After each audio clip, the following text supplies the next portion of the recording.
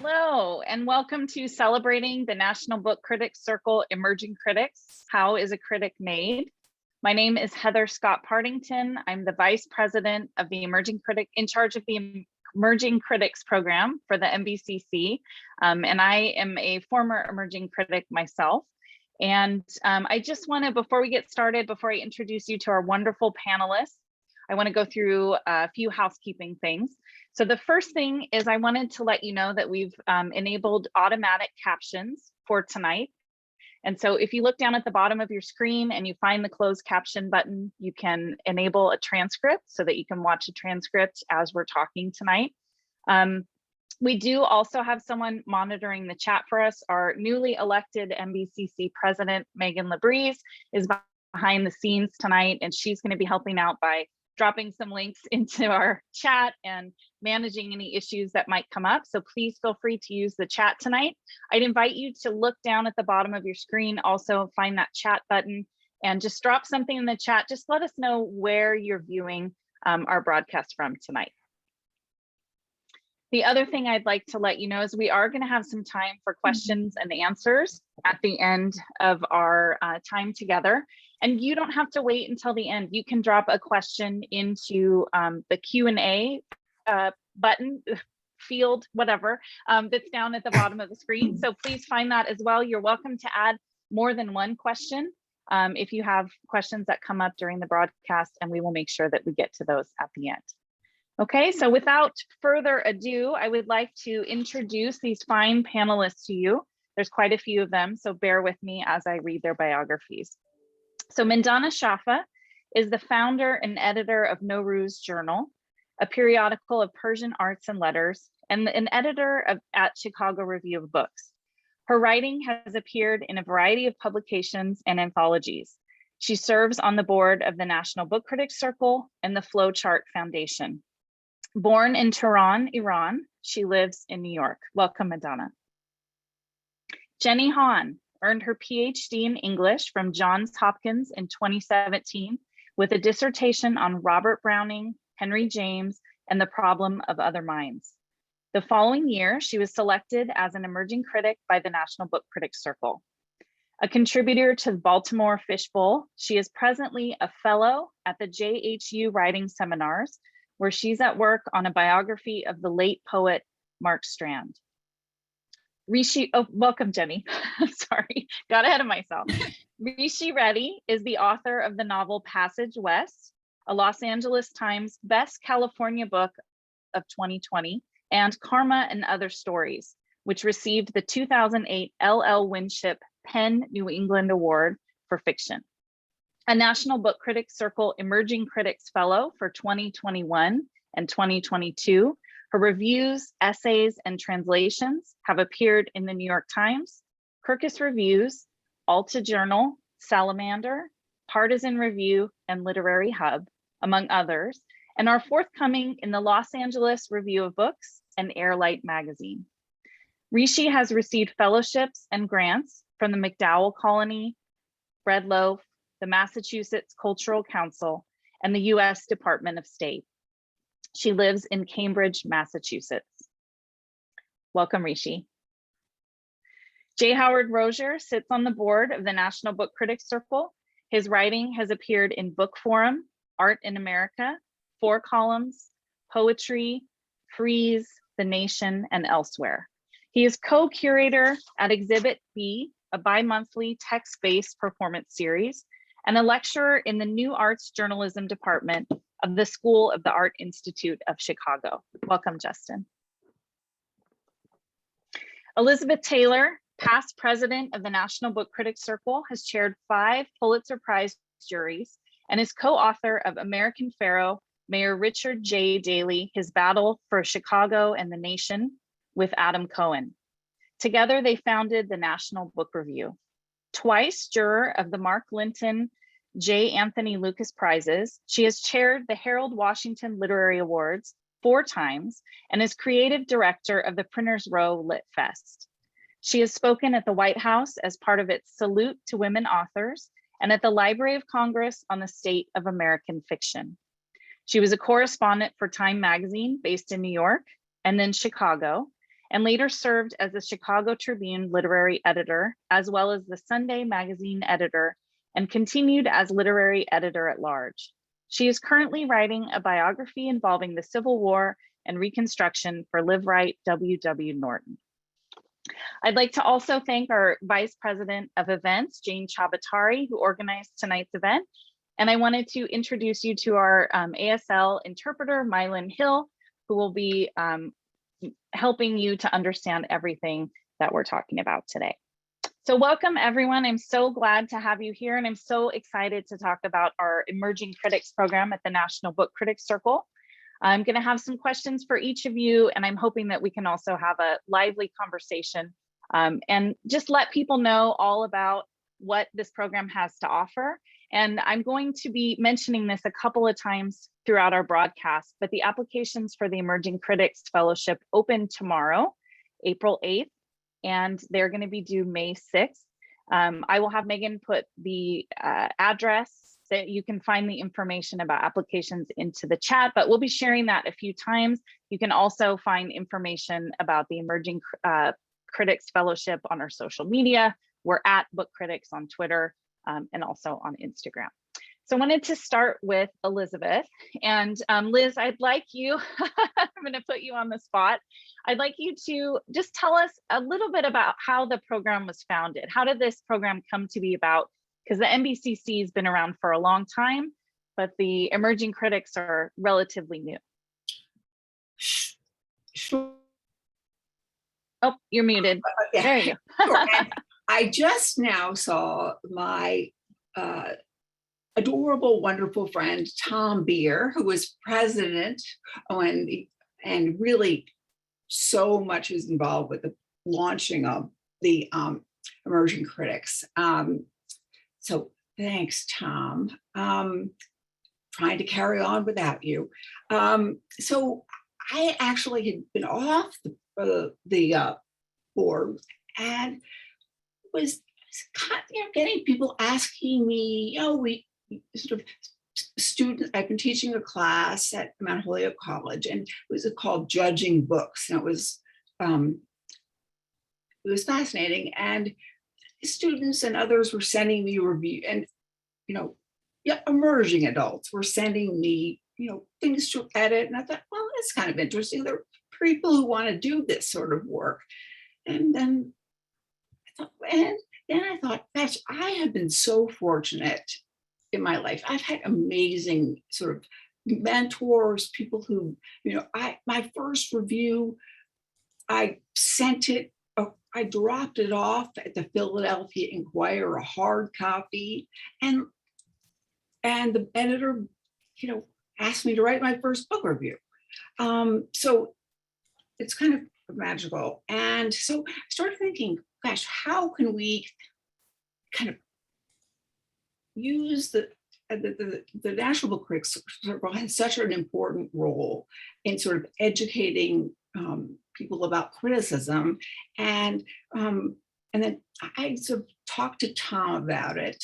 And then I went back and Tom was like, really interesting, like, let's hear more. And so that I went back to the drawing board and sort of researching it with all sorts of different organizations, the Whiting, McDowell, so many others, to see what, the selection process, the what kind of education and that we should be providing it, what sort of benefits and that kind of thing. And it was kind of interesting. It's very interesting. One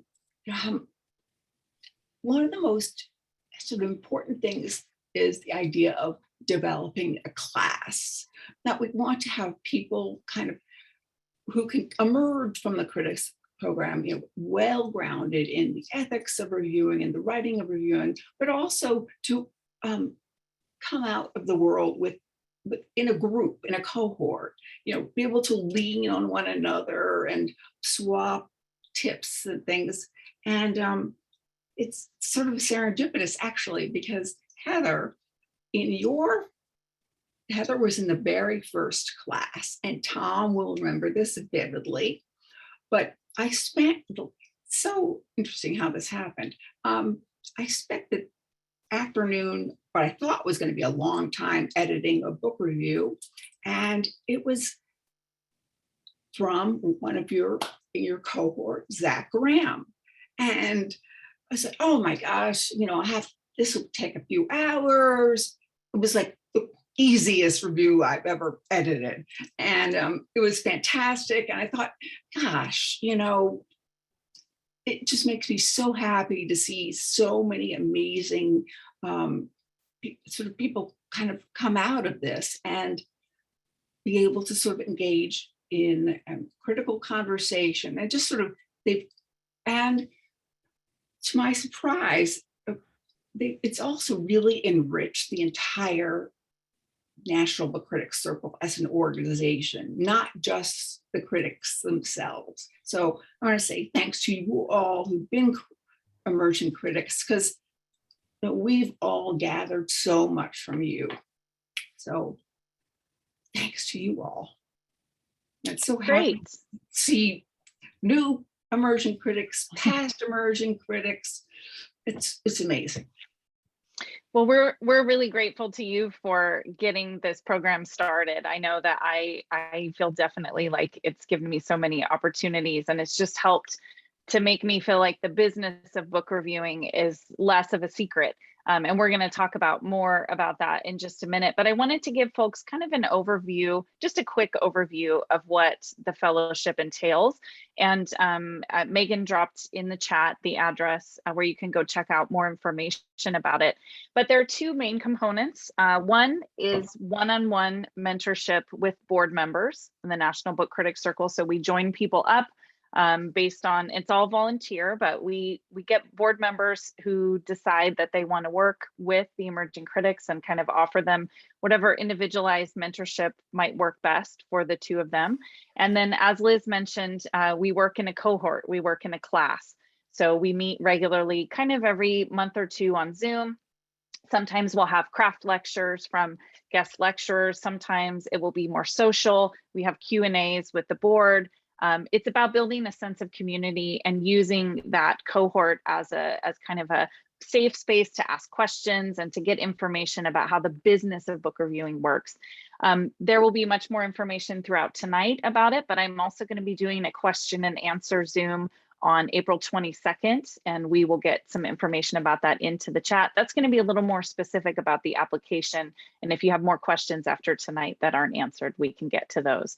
I wanted to kind of open it up, and I know that we have, many of you have of our panelists have different backgrounds and different interests.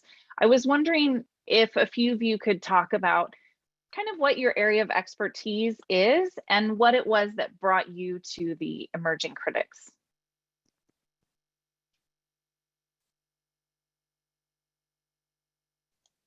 Let's start. Somebody want to start us off? How about Rishi? Yeah, sure. So Heather, thanks for having us here, first of all. And Elizabeth, thank you for founding.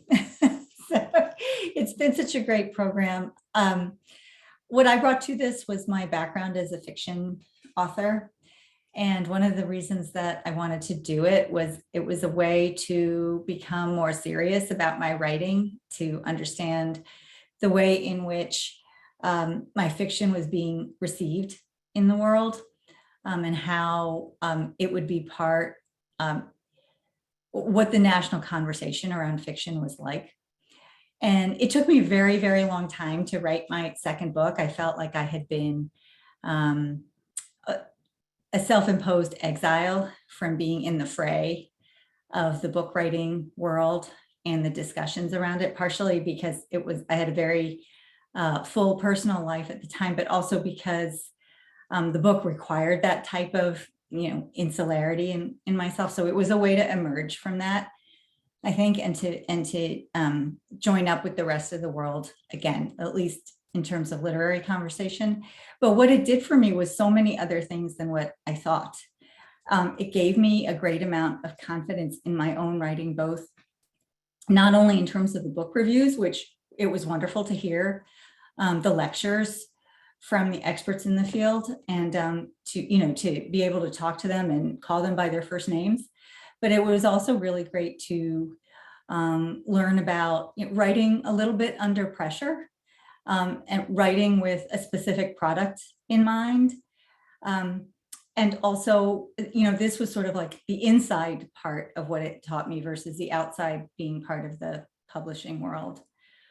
And also to talk about how it was maybe different to review literature and translation or from other parts of the world, which is really important to me. And it was nice to see how important that was to other people as well in the conversation, because when I went inside my cocoon 13, 14 years ago, that wasn't as much part of the conversation. So all of that was really great for me. Great. Justin, it looked like you were ready to jump in. Do you want to piggyback on what Rishi said? That was actually just a cough, but I'll do it though. Sorry. But it's great to be here and see you, and certainly to see Liz and Jennie. That's what I feel like getting the band back together, because we were in the same class together, so that's great. But it's weird, I don't really have a specialty. I went to the Art Institute of Chicago for fiction writing, and I wanted to write for the paper, but I wanted to be an art critic. And they were like, you have to have a specialization to be an art critic. And I was like, I don't really know. I kind of want to be an art critic. And so he's like, well, then do it. And so I did. And I just went to galleries around the city and just like hanging out with people and like seeing stuff and just really writing what I thought about it. And so I don't even think I turned in a book review for my application, if I remember, but I wanted to write about books because I'd read a lot of books, and I didn't really understand the industry either. And so I was like, I don't really know how to do this. Can you teach me how to do this? And, Tom and Liz and Jane were like, yeah. And so that was really great because it kind of demystified what being a book critic actually was, as far as like responsibilities and like how to manage deadlines and like how to get extensions, and then also just realistically what the pay scale is like and all that doom and gloom stuff that's kind of coming back to the forefront now. But I just write about stuff that's interesting to me and try to think my way through it. And I think that's what my attraction is as a writer, if I have an attraction as a writer. I think that, so for me, interest kind of supersedes like specialization, if that makes sense. I just like looking at stuff and reading stuff that just moves me in a way, and I kind of try to think my way through why. Yeah, great. Justin brings up something really important. Also, one of the questions that I get very often is, what does my writing sample have to look like for the application? Because you do need to submit some writing samples that demonstrate that you can do some kind of critical thought. We're looking to see how are you getting your thoughts out of your head and onto the paper. But that absolutely does not have to be a book review. It could be any other kind of critical writing. It could be academic writing that you've done that shows the same kind of thing. You don't have to have published book reviews or any kind of reviews when you apply. And so if you have something that you've written for a class, or maybe you've written for your own blog, or you've just written it to submit with the application, that would be okay. We're very open about what we will take for that writing sample. We just want you to kind of show us the way that you think. I want to hear from Mandana and Jennie also. What brought you to the emerging critics, and what is your field? What is that? What is my field? That's a really good question. I started on the dark side. I started in corporate America. So this was not a thought in my head that I would be doing something like this, but like everybody else here, I'm a huge reader, have always been a reader. I had some life changes, and I started doing some work with MONPO, which is one of those massive open online courses that's around modern and contemporary American poetry. One of the great teachers there, her name is Julia Block, one day said to me, have you ever thought about writing a review? And I said, well, absolutely not. I don't have a degree in this. I was not an English major. And she said, well, I think you could do it. And from that one opportunity, everything else came. So prior to applying for the Emerging Critics Program, I had no idea it existed. I was doing actually a lot of reviewing for a lot of different literary magazines, primarily in the area of poetry and books in translation. Unlike Rishi, that's a real passion for me.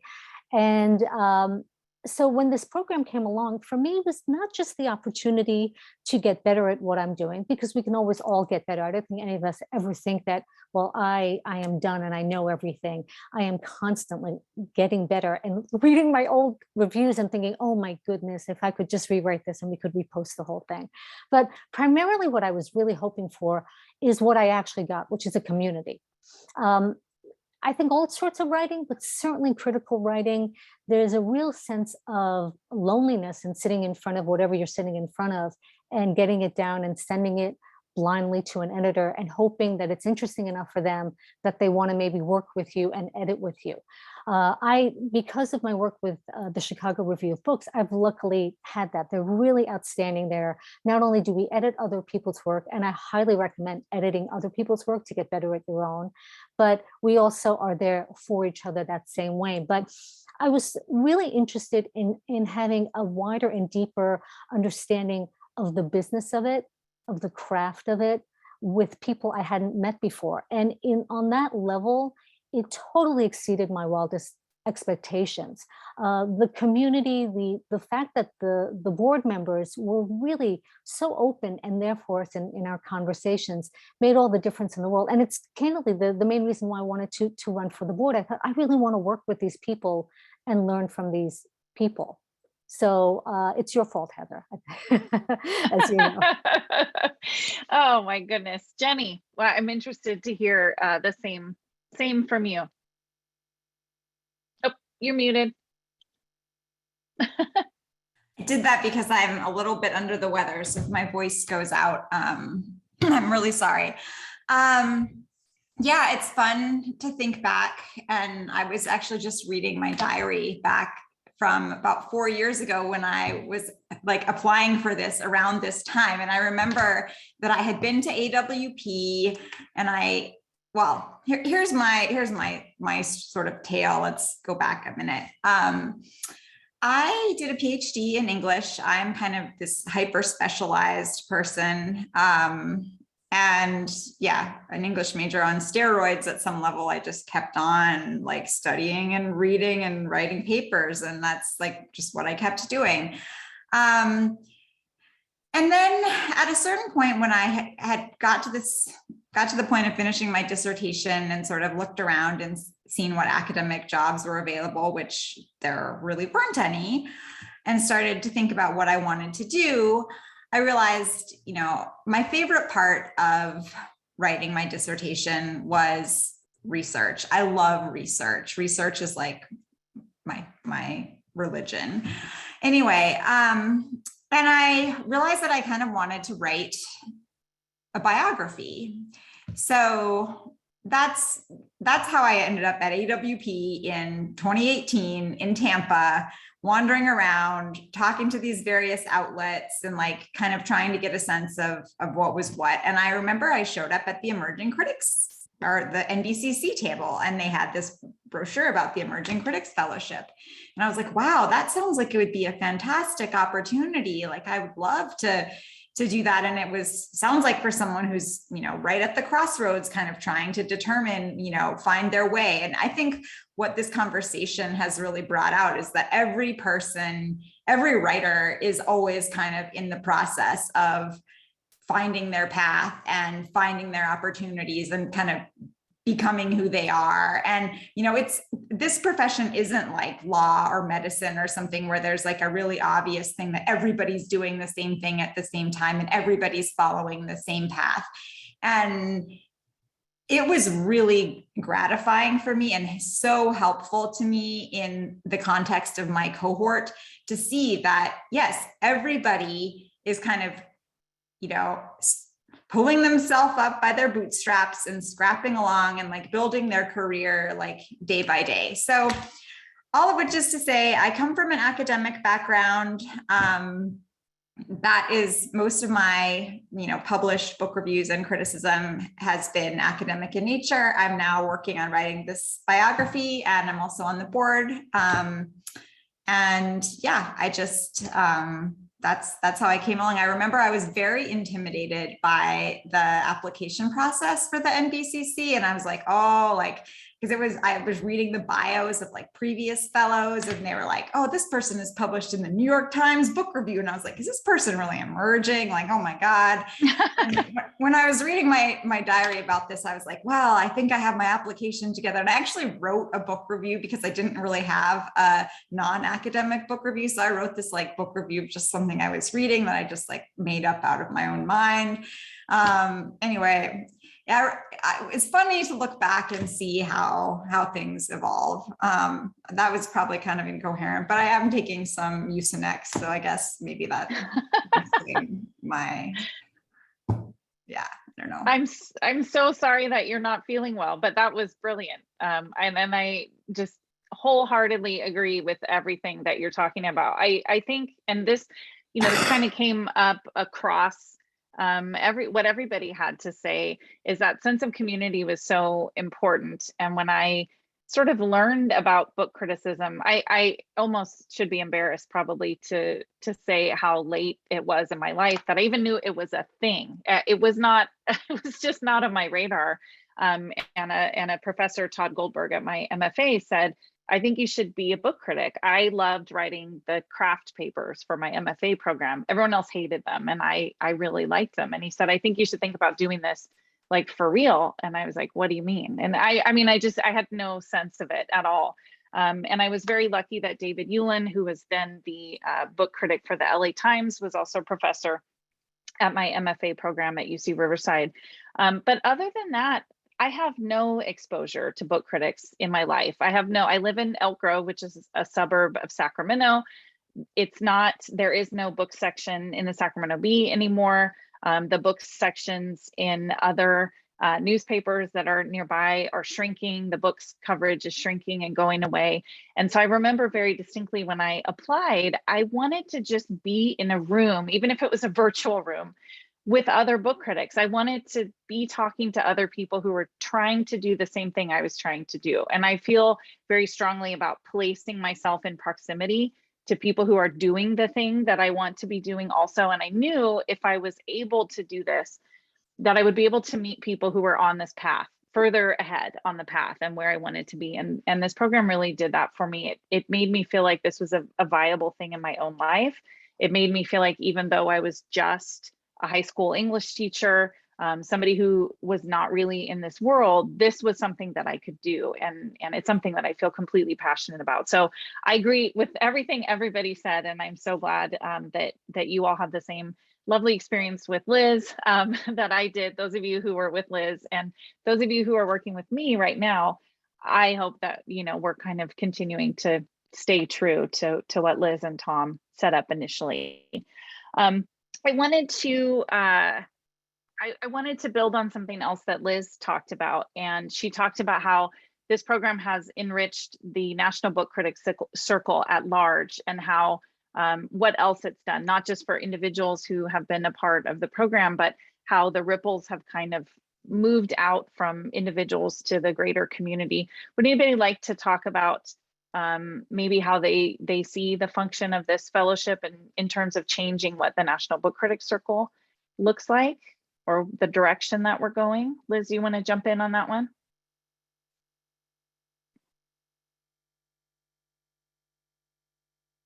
I think that we had hoped that emerging critics would become members, and that we are a membership organization. We depend on our memberships. We're voted in by the membership, and we owe it to the membership to keep growing and diversifying. And so that really so the addition of these new voices and people who weren't sort of doing what I would call people who were new to the world of book reviewing, not doing sort of dutiful book reviews and just churning them out, but rather we were looking for people with a little bit of energy and spark, and just sort of some sort of spirit that was just slightly unconventional, and that sort of I think energized all of us, because I think everybody at the National Book Critics Circle, if we're not learning from one another, then there's just no point in doing what we do. You know, I mean, we all try to find situations where that can happen. And for me, you know, the National Book Circle has been very rewarding in that sense. I mean, just when have been just a regular old member, and you know, you get the newsletter and you see all these different reviews. It's like, oh, this is fantastic what these people are doing. And so, I've met amazing people over the years. So is that helpful? I mean, it's not anything tangible, like I don't do it by the numbers but it's just more of this feel and energy that I think has enriched the organization.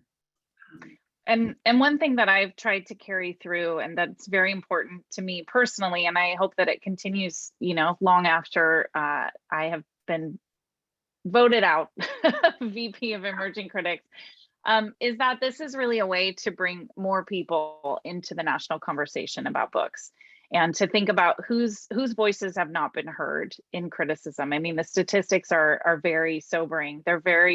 Most critics are white, most critics are male, most critics do not have disabilities. And I think, you know, when Liz and Tom envisioned this fellowship, they were thinking about broadening the conversation. They were thinking about bringing more people into the conversation. And that's something that I think is very important and aligns with the goals of the NBCC itself, with the board, with the organization, and that it's very important that we continue to not just listen to people who have the same types of things to say about all the same books. And so I think this is a really good way to open things up and to demystify things, and to provide education, and to provide a place just for people to ask questions.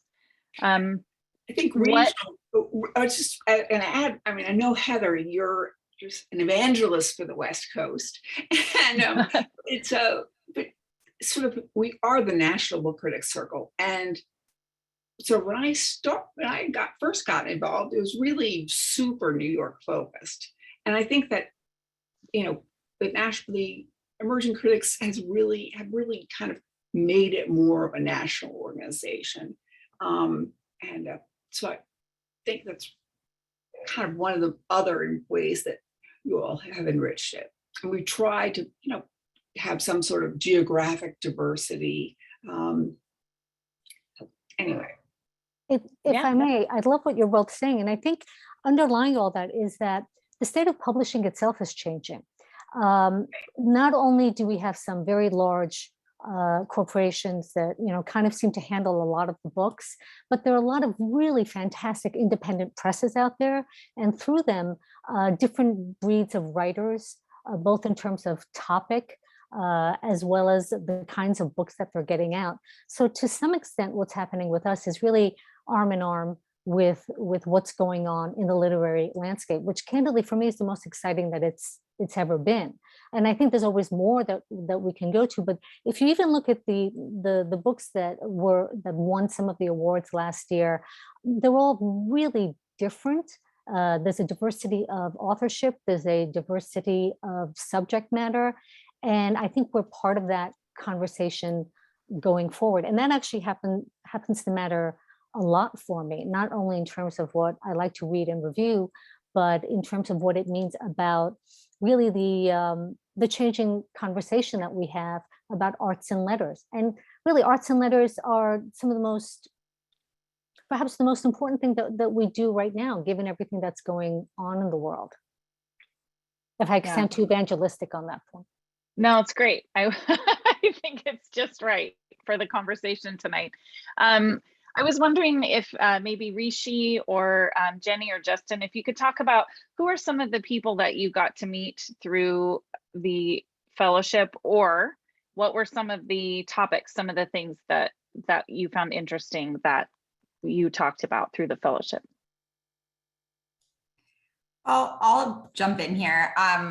What people were just saying about, the diversity and the national organization was definitely my experience. In fact, one thing that has worked out really well for me as a result of being an emerging critic is, having people's futons to crash on when I'm like in different places around the country. I mean, like, that's honestly what happened to me. Like, I got this fellowship.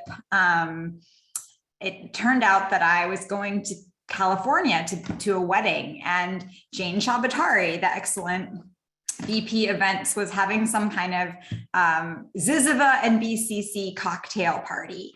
And it sounds like a little bit of an exaggeration, but honestly, like, that really changed my life. I was like, hi, Jane, I was just chosen as an emerging critic and I'm coming out to the West Coast. Would it be okay if I came to the NBCC Ziziva cocktail party?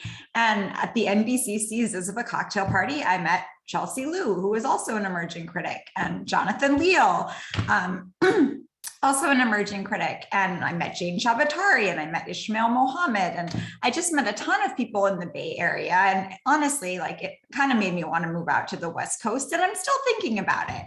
But it was just really, really great to meet and talk to people who were doing so many different things. And especially, as I said, I was coming out of academia, where kind of everyone just has their very specialized like niche. And it was so refreshing to hear all these different perspectives, and to hear and get to meet people like the editor of Ziziva and the interns there, and people who all now I have some kind of connection with. So that was just a really fabulous experience. And then I went to the general membership meeting, which I don't know if we're even like doing that anymore. I think we are, but it's just been because of the pandemic. And I met a ton of other members, and it was just like, it really was a great sense of community. And now being able to be like, hey, I'm happen to be in,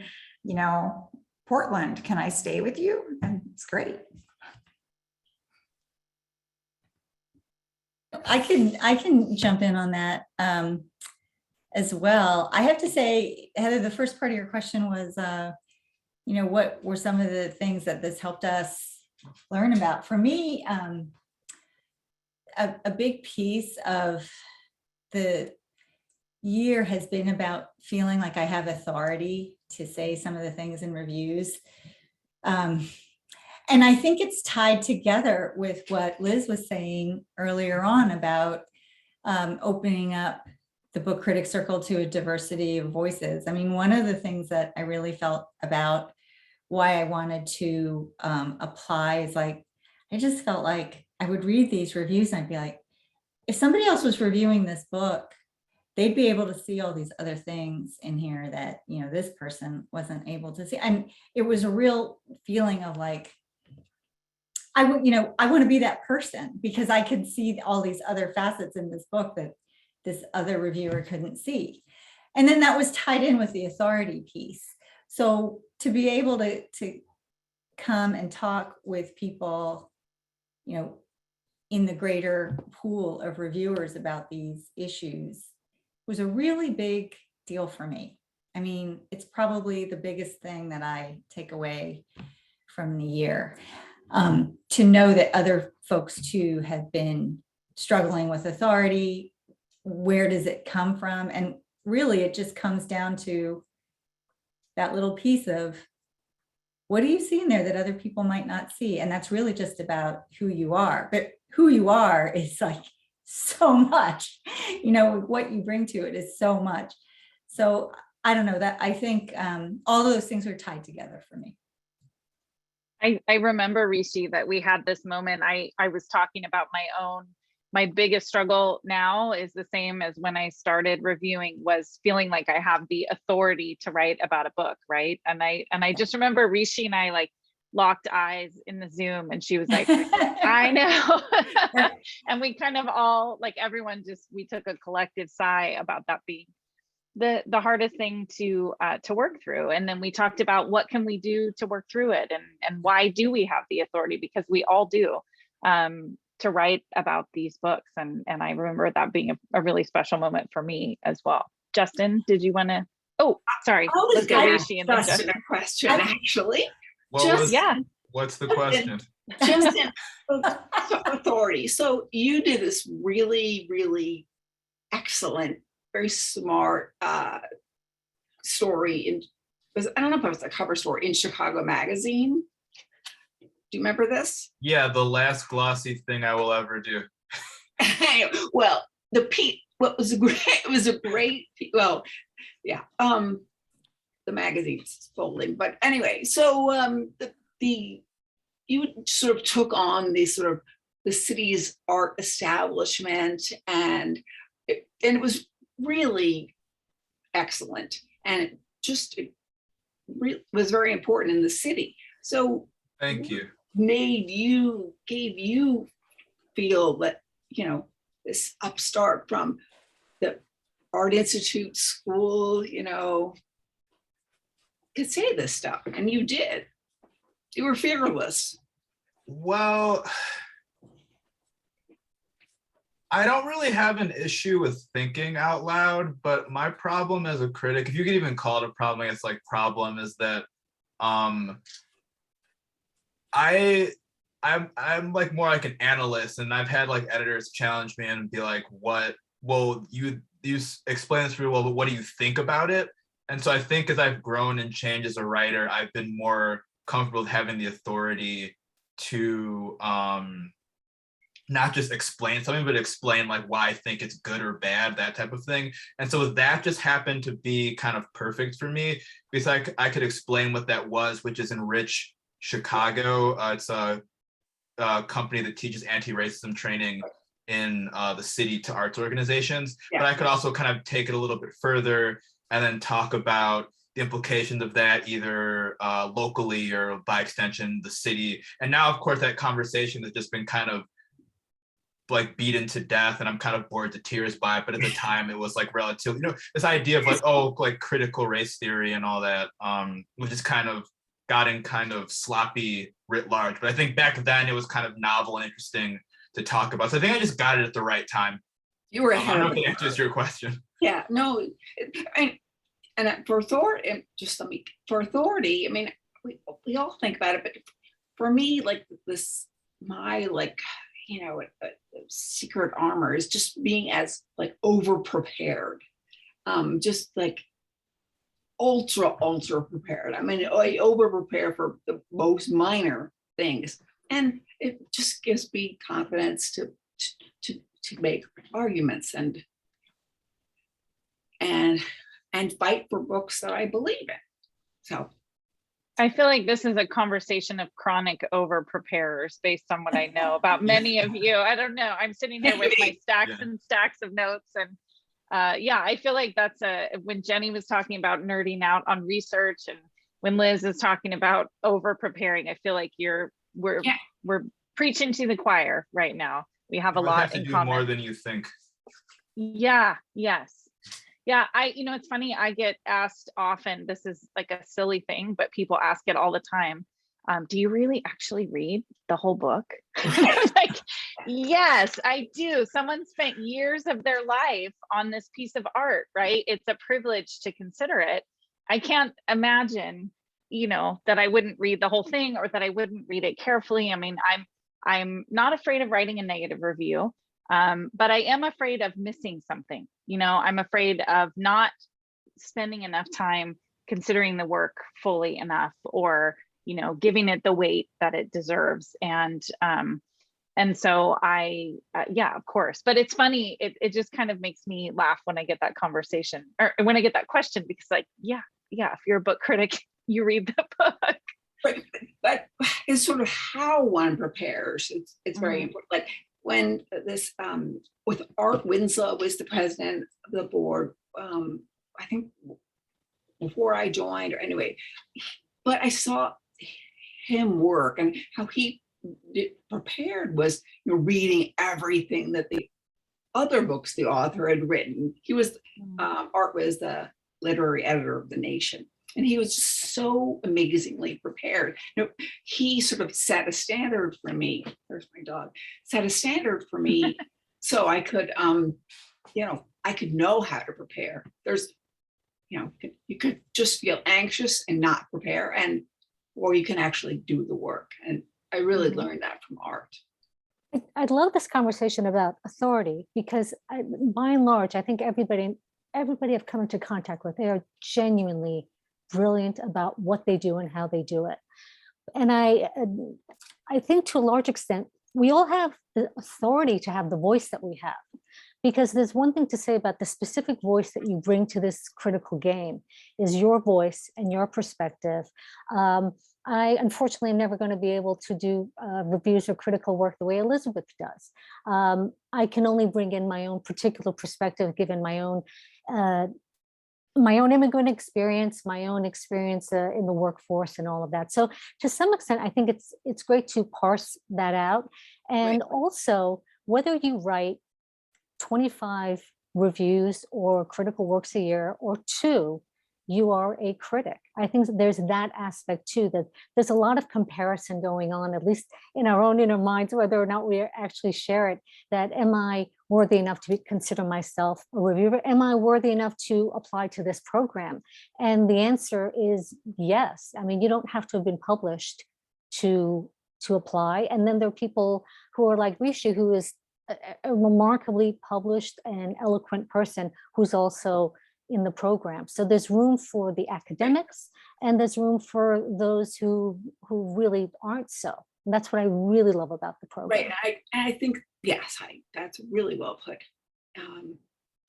Yeah, I just want to piggyback on that a second to kind of just say something that's probably obvious to everyone, since we're an organization of, freelance critics. But I think that is one thing that freelancers really do have going for them. I mean, it's kind of, also a thorn in our side, in the sense that, we don't just get assignments of books. Like, we're not, staff reviewers. We're not just handed a book and told, next week, you've got to have 800 words on that book. But one of the things that I really have come to appreciate about reading freelance reviews, and also just interacting with so many freelancers generally on the NBCC, is that, people come to explain. I think this is something Liz actually said, and that I remember writing down when I was an emerging critic, that, explain why you are the person to review this book, and like what you can bring to your appreciation of this book or your critique of this book, or that is important. And I think that's just something that's great about freelance book reviews in general, and why I think, book reviewing benefits a lot from the presence of freelancers. Anyway, that was mine. That's a really great point. And I used to have a lot of anxiety about it, like if I'm not writing this many pieces. And one of my students asked me toward the beginning of the semester, how many pieces do you write a year? I was like, I don't know, like 4 to 6. And that is really my cap, because if you're reading a book, well, first of all, like job constraints, like it's not my full-time job. But then even after that, if you're really giving a book the attention it deserves, including like maybe reading that a couple of times or reading other stuff around it or associated with it, it's going to take you a couple months to like sort all that out. And so one thing I do like as a freelancer, yes, I'd agree with that 100%, is that I have a little more time to work and a little more time to sort of like sort things out. I don't feel anxiety about production. It's like a quality versus quantity thing. One thing about authority, when I think often about this, is sort of the idea of self-knowledge.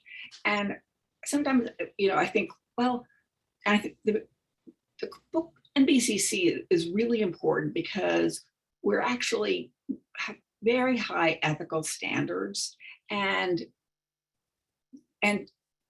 it's important that we're all honest with ourselves and one another about our blind spots, and have to say who our friends are, and where we might favor somebody or something, and I think that's something that you can use all through your lives. Then one of my favorite, I'm sort of a broken record on this. Everyone likes to sort of announce their conflicts with friends, but people don't seem to want to announce their enemies and the grudges. And it's sometimes I read a review, I'm like, oh my God, everybody knows that they were rivals in college. So anyway, but I won't go on about that. Yeah, well, Liz brings up a really a good point, and something that we start with, and I believe that we've started with it every single year, Yes. that there's been the emerging critics. We mentioned Tom Beer before, Yeah. another past president of the NBCC, and Tom, we're lucky enough to have him come and give a talk on ethics to the emerging critics for their first session. And it's something that not many people think about when they're starting out writing reviews. They don't think about, I think, not on purpose, right? They're just kind of thinking, I want to read a book and I want to write about it. They're not necessarily thinking about, how did I get that book? Who do I know? Who asked me to review it? Is it a conflict of interest? And especially when you're a new reviewer, I was definitely put in the position where I had editors ask me to review books by their friends. And then when, I didn't write the review they expected to get, then it was an awkward situation. So, Tom, he comes and he talks about some questions for reviewers to ask themselves. And I think that really helped me early on to form my own kind of code and to think about the integrity of my work and what do my words stand for. When I write a review, if it's positive, if it's negative, it has to be the truth, right? And I'm not writing things for, where I'm being deceptive about the reasoning behind it. And it just really it gave me solid footing to put my work out there into the world. So I think that's really great. And I think that that's something that's definitely been useful with this year's cohort as well. I wanted to ask all of you, because this is also kind of a sales pitch, but I wanted all of you to give a little brief, succinct thought about why you think people should apply for the Emerging Critics Fellowship. Why do you think it's a great program that they should be looking into? I just want to say, I'm Jennie. I'm not quite as gung-ho about the English Lit degrees the way that Jennie has said. But I do have a couple under my belt, and I enjoyed getting them, but I never wanted to go back and do that again. But I have found actually so much pleasure in engaging with a book the way that you're required to when you're reviewing it. I mean, I was actually surprised when I wrote the one review that I wrote that I used to apply to the program. Like when I finished, and you're sort of having a conversation with the mind of that author that you're reviewing. And I shut the book, and then I finished up my review, and I thought, that is really fun. And it was very different from an English Lit sort of exercise of looking at, all of the books that we look at under those degrees and, the way that we write about them. So I just want to say that piece of it for people who are book lovers is very different from either writing the damn thing, writing the piece of fiction, or, and it's very different from studying it the way that a student would. It was very refreshing to me as just pure lover of books. So. Yeah, I would add that, the best thing about the Emerging Critics program for me was the cohort and the conversations that emerged among us around literature and books and all the different perspectives that people would bring. I just remember Justin and I met pretty early on. I think there was some kind of a panel at Brooklyn Book Festival or something about Book poetry. Expo. I think it was Book Expo. Rest in peace. Yeah. That's right. Anyway, yeah, I just remember I just met Justin like all of a sudden we were just having this conversation about poetry and like new criticism. And it was just such a great, but also like, you know, kind of not only just reflecting on those things, but also thinking about recent books. And when I think about our cohort, I mean, it's really impressive to me, like all of us, I think, are still pursuing in some form or another, like nonfiction critical writing. You know, whether it's social criticism or whatever it might be. I mean, everybody is like, you know, still seriously at work at it. And we had such a great group. And I just honestly, I really needed a community, and I found that here. Mandana, why should people apply? Because we want to read your applications. We want to hear your voice. No, we do. I mean, absolutely. I'm excited to hear what other people say, and it doesn't really matter whether or not it's great if you've written a lot of reviews. I'd love to read those too, but it's always exciting to me, just as a reader, I like to read other people's critical work. I learn about it. I'd like to know what you're interested in, and that's how I kind of got into what I got into. So to be honest, we're looking for all the people who maybe think they shouldn't be applying because they don't know enough or haven't done enough, or they're interested in this little esoteric part, you know, of the critical field. I think all of it is great. And also join if you want to participate and think deeply about what critical work means to you. I know my perspectives have changed a bit since I started, and that's pretty exciting as far as I'm concerned. And also in our case, because Rishi and I joined at a time when obviously we've been Zooming everything, you also get to see people from very different walks of life and different parts of the world in our case. And I find that that's in a time when we all feel a bit isolated and not part of anything. It's been on a very personal level, a magical experience. It has literally been a magical experience all around. Great. Anybody else want to jump in why they should apply? I would just second on the stuff about community. The reason why Jennie, for example, said Brooklyn Book Festival, because we did hang out later at Brooklyn Book Festival for like a poetry talk. Yeah. But we just met first at Book Expo. But yeah, I met so many amazing people, like not just in my cohort, but also on the board of the National Book Critics Circle. And I still have kept all those relationships alive. So if I have like, you know, issue with something, I could like ask Liz or, you know, Jane. And that's really great and invaluable as you're growing as a critic, because stuff might come up that you don't know about. But also you learn all the hacks. Like the hardest part for me as a critic was learning how the resources side, like how do you get books? It's like such a simple thing, but you know, no one ever taught me how to do that. And so just learning just sort of hacks and how you can kind of flip it to make things work for you if you're not in a privileged position, like being on the board of the National Book Critics Circle, like all that stuff is super valuable. So if you're just looking to find a way to work better and smarter as a critic and meet some really great people, I would strongly encourage it. And yes, if you think you can't get in, you probably can, because there's you're who we want. If you think, Can I also just make one more pitch? That, I mean, we're supposed to be talking about emerging critics, and I may love the program, the initiative, but also join the National Book Critics Circle. If you join, you know, you'll find globs of community.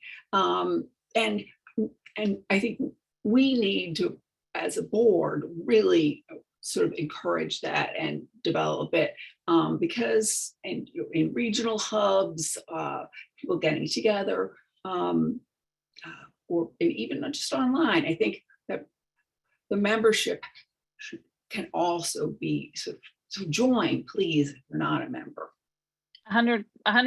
I agree with that as well. And I did want to let people know also, this is something that I think not many people know about, that we have a student membership for $15 a year. It's a non-voting membership, but you get many of the other benefits of being a part of the National Book Critics Circle, including that sense of community. So even if you're not sure, maybe you want to wait a year before applying for the Emerging Critics Fellowship, that's also an avenue that's available to you. My pitch would just be that it's a wonderful chance to work with working critics, to see people who are, as I said, further down the path, but who are still writing reviews themselves. And so Justin was talking about calling Liz when he has a question about something. I've been on the phone with Liz in the past month several times saying, how do I do this? So I agree, those relationships that I formed, those mentorships and peer relationships, I'm still close with people from my cohort as well. They have been things that have sustained me through this career, and I hope that I'm just getting started in this career, right? And that I'm continuing. We've all gotten, so many. It's so rewarding to like connect with other people in this sort of shared kind of mission. Or, I mean, deep down, we are sort of idealists, and it's a good energy to be around. So. I wanted to just shift gears. Now we have a few questions in the chat, so I'll just read the questions to you guys, and then if you want to, if somebody wants to take it, or I can take it as well. We have an anonymous question. Can you tell me a little bit more about the time commitment of the fellowship? How much time per week does the fellowship take? Can I have maybe Rishi or Mandana, since you're in the fellowship, since you're finishing out your term right now, do you want to talk about what the time commitment has been like? Sure. I mean, I have a full-time job that's really demanding, and I'm a single mom to 2 kids. So this was a real, so why take this on? Of course I'd want to take on something else. But it turned out to be something that, it was very enhancing to the writing part of my life. And so it was almost about sustenance. It was the sustenance part of my life rather than the drain.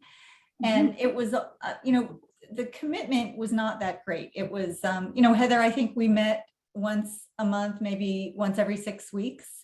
And then there were a few social events in there too. These were an hour or two. The part that was more time intensive was actually having the review to write and putting the time aside to do that. And that was in my control. Like when folks came in and said, when we were fortunate enough to have an offer to do a review, which was the great gift of being part of the program, is that people actually came and said, would you do a review about this? I could choose to say yes or no, because I knew, like as Justin said, you have to read around some of the books, you have to read other books by the same author, or at least familiarize yourself. So that was more in my control, but the actual effort and time that was put into being the emerging critic was not so much. Wonderful. We have a question from another wonderful, wonderful person, Willow Curry, who's a board member of the NBCC and is also just finishing out a term as an emerging critic. And she says, all the folks here are women and are people of color.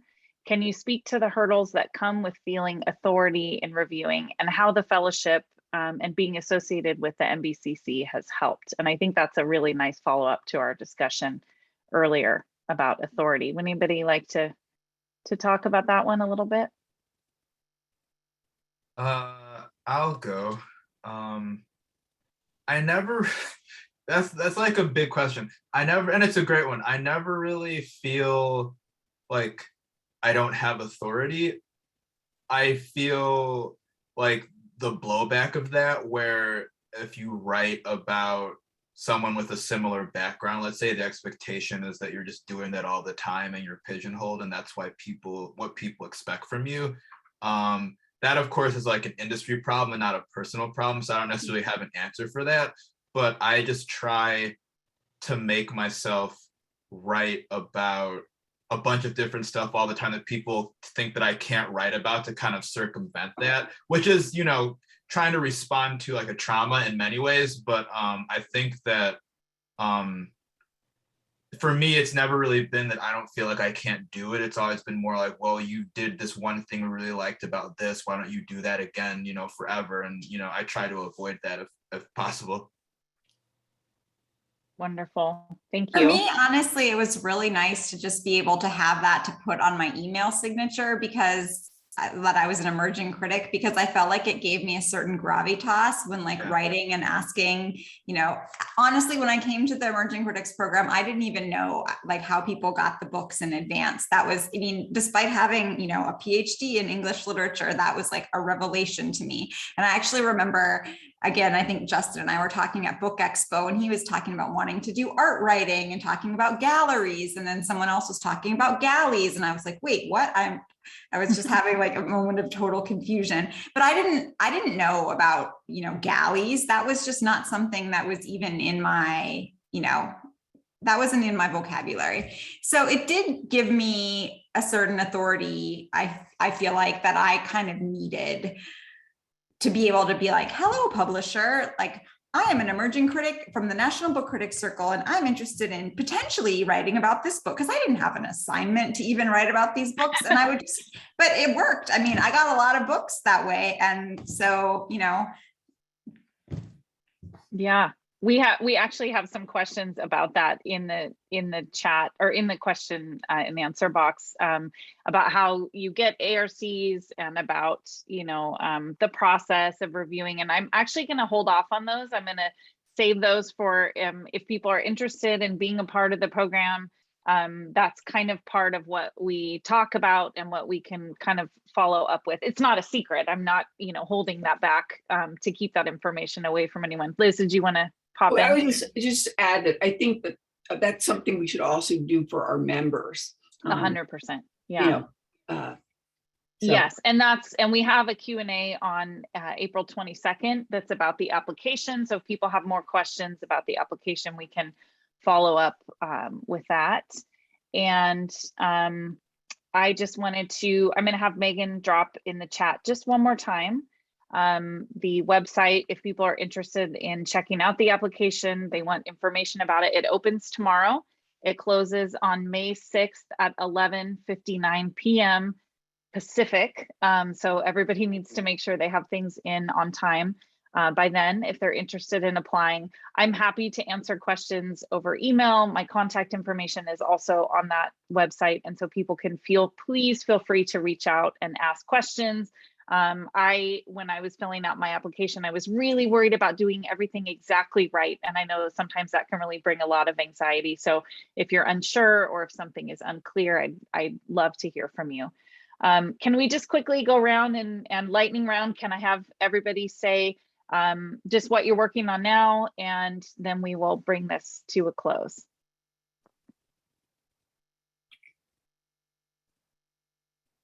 Liz, start us off. Oh, started. Well, I have to do. Oh my gosh. Well, right now I'm stuck in the 19th century. Trying to figure out Reconstruction and grief and women. So that's literally what I was working on. And then tomorrow I have to figure out the hot 5 books of the week, books that you may be hot, but should be hot, because I believe that one of the roles of the critic is to say what should be important, not just to not validate what's already been anointed to be important. And people can find that at the National Book Review. Yeah, thanks. Yes. All right, Jennie. I am, again, I think our sub theme tonight is something about, finding authority, or how authors find authority. I'm working on a biography of a poet, Mark Strand, who died in 2014, and every single day writing and trying to figure out how to write and have the authority to write about his life, which I did not live, is kind of what I am up against. So that's what I'm working on most of the time. Wonderful. Justin. I'm actually sending pitches out later in the week, which is tomorrow basically. But I am waiting on edits on a piece about the art critic Robert Storr and how his art criticism It's not really, it's like deeply contextualized to the point in which it doesn't really talk about the art so much as like what makes the art itself. And so I'm just kind of trying to sort all that out, and why that to me is a really interesting way to approach art writing. So Cool. And Justin's our criticism committee chair for the National Book Critics Circle as well. yes. Rishi. I just closed my computer on a review of a memoir, which I had not, really thought I'd ever do before. And then I opened another page on the computer to do chapter 1 of the next novel I'm doing, which I swore would have no research. But of course, I've already found 2 things that I can research and procrastinate on the actual writing. So that's that's where I am. All right, Mandana. April is the cruelest month. April is poetry month, but April is also the cruelest month. I'm working on the next issue of Noah's Journal and a bunch of reviews. So anybody who actually is watching this that I owe something to, I will get it to you. I promise you. Because they're thinking, why are you spending an hour and 15 minutes talking about it when you could actually be writing what you own? One of the things I'm working on, this made me think of what Liz was saying, is hopefully will come out soon in Chicago Review of Books, which is the poetry books you should be keeping an eye out for in 2022, given that it is poetry month. It is the worst experience doing it every single year. And I'll tell you why. I love doing it, but because I narrowed down to about a dozen, and there are dozens and dozens and dozens. So it's the worst Sophie's choice I get into. And I'm like, oh, how do I stick this one in? And how do I, you end up with a 5,000 page roundup. But I also am actually teaching a 12-day free discussion group on modern and contemporary American poetry through Modpo. So it's a little bit of a Cool. busy. All right. Right. Well, I want to thank everyone. What are you doing, Heather? Oh, what am I doing? Right now, teaching high school independent study, and I need to send out some pitches too. So Justin, I'm going to use your good pitch luck. Hopefully tomorrow get some pitches out. And I am the newly elected autobiography committee chair for the NBCC. So I am doing a lot of research about autobiographies that are coming out in 2022 right now. Prospect. I want to thank all of our panelists, Elizabeth Taylor, who founded the Emerging Critics Program, Madonna Shafa, Jennie Hann, Justin Rosier, and Rishi Reddy. I'd like to thank our NBCC president and our tech host tonight, Megan LaBreeze, and our ASL interpreter, Mailyn Hill, for being here with us and for answering our questions. Anyone who's interested in checking out the fellowship, please do so. Please go to the National Book Critics Circle website or social media, and we're looking forward to seeing your application. Thank you for Heather. joining us tonight. Thank you, Heather, for everything Thank you do you. for us. And all Great to thank see Tom everyone. for your. Thanks, you guys. Right. Bye.